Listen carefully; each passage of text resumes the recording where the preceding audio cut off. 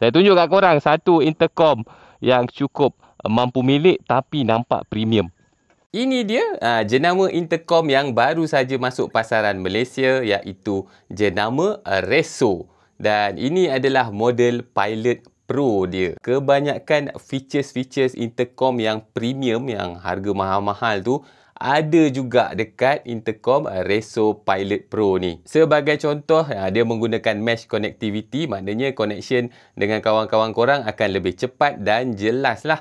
And boleh connect sehingga 15 orang pun boleh guys. Kalau korang nak buat grouping pun senang sahaja. Tak sampai 10 saat korang boleh grouping ramai-ramai tu. Reso Pilot Pro ni juga ada gyro sensor. So kita boleh set up SOS alert. Bateri dia pun fast charging. And seperti kebanyakan orang kata intercom zaman sekarang menggunakan magnetic mount. Ini pun pakai magnetic mount. Memang memuaskan atau satisfying betul bila kita nak mount. Dan yang paling best pada saya adalah kebolehan untuk connect dengan action camera kita. Korang pakai DJI Action Cam ke, Insta360 Action Cam ke, semua boleh.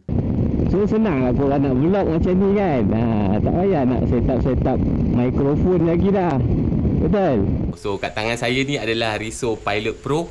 Ada lagi satu model yang masuk Malaysia iaitu Reso Neo. So beza Reso Neo dengan Pilot Pro ni pun tak banyak. Ada 3 je beza dia. Saya rasa Reso Neo tu dia tak boleh buat track recording. Lepas tu dia tak ada FM radio.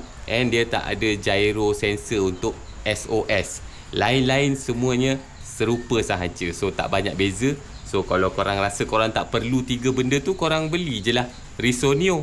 Tapi kalau korang nak yang full package, Reso Pilot Pro. Korang boleh pergi dekat M2 Project dekat Melaka, ataupun korang tekanlah link-link mana-mana yang ada saya letak dekat bawah.